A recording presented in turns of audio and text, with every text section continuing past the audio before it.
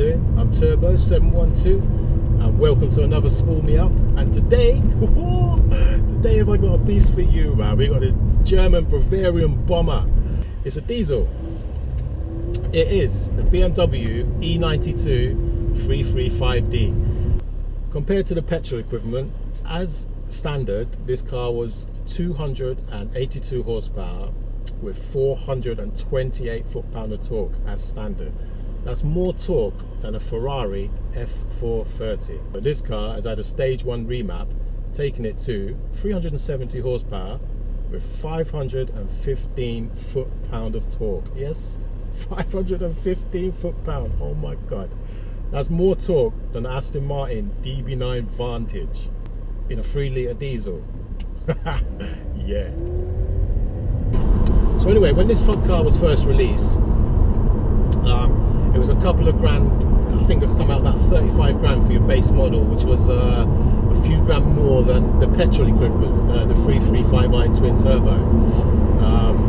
But this returned to you 38 miles to the gallon, which was to the petrol one was 30 miles to the gallon, and you got a third more torque in this one. As I said, I think it's about 428 foot-pound of torque as standard from the factory, which yet again, as I say, is more than a Ferrari F430 in a diesel. It's unbelievable. And I do believe that when this diesel was first launched in 2006, it was the most powerful diesel engine in the world. Quote me if I'm wrong, which I'm sure you will, but inline straight 6, 3-litre, 24-valve diesel in this car was the most powerful diesel engine in the world at that time in 2006. And yeah, I gotta say, it is an absolute monster. Can you hear that? No, exactly, you can't hear nothing. You'd never know that this is a diesel car. So we got a 0 to 60 time, and I'm talking about the standard car now, not this one.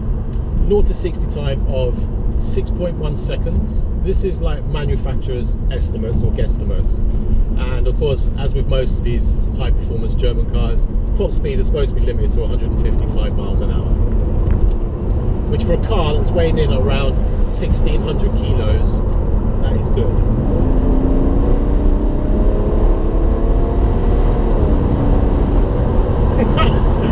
Mate, I'll tell you what, little puff of smoke out the back, God, fucking beautiful. Bi-turbo, twin turbo, whatever you want to call it. So when the first turbo kicks in, around 1700, you can feel it.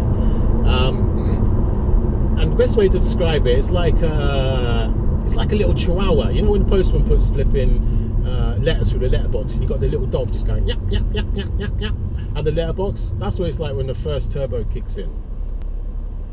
When the second turbo kicks in, oh my God, it's savage.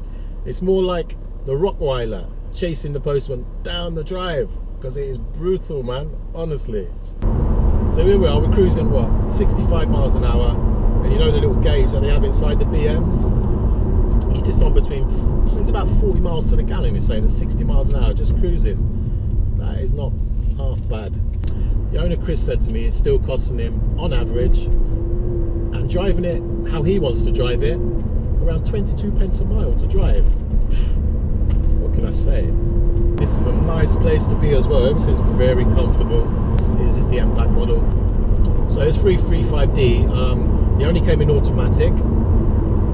Or you've got like it's a 6-speed automatic box, or you can have it in manual control. I mean, like with the flappy paddles, so you just switch over to manual and with the flappy paddles. But the only downside I can see is you can shift up with both paddles using your hands, your fingers or whatever, but then when you want to shift down, you've got to kind of like push your thumb through the steering wheel kind of thing, which might be a bit, I don't know, it might be a bit awkward, but I'm not going to attempt any of that today. It's not my car, so I'm not going to be driving it like a lunatic. But yeah, I can see that as being a bit of a problem. I have owned a couple of BMs in the past, but they were older ones. One was a 635 CSI, and I used to have a 325i convertible. Well, we're talking back in the 90s. But I've got to say, the build quality of this and the feel of it, everything just feels really classy about this. And the engine, and the sound of repeating myself, It's so silky smooth. The power delivery is just, it's smooth but savage, if that makes any sense. All in all, man, this car is this is a great car, honestly. You can pick these up now. You've got the early 2006 models, which come in the shape of the E90, which were 4 doors. They're going for around 8 grand, 9 grand. And you've got the E92, which is this model, the coupe ones. Yeah, you're going to be pushed to find a decent one for below 9 grand. Expect to pay somewhere between 10 and 11 grand for a decent one of these, and that's probably going to have some quite high mileage on it as well. But smiles per mile, unbelievable, unbelievable. Love this car, really do. I could have it as my daily driver, and I could also take out and embarrass a few high-spec petrol cars as well, no doubt. So if you want something that's classy, got a quality build about it, feels solid, robust, reliable, economical, looks great, it's got to be one of these without a shadow of a doubt. I've been in this car, what, for about an hour now. I've got to say, man, I haven't started smiling since I've found the accelerator pedal, man. It's been emotional, I gotta say. So on that note, a big thanks to Chris for lending me the car for an hour or so.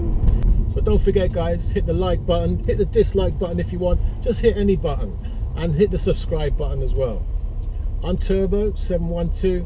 It's been emotional. Travel safe. Peace out.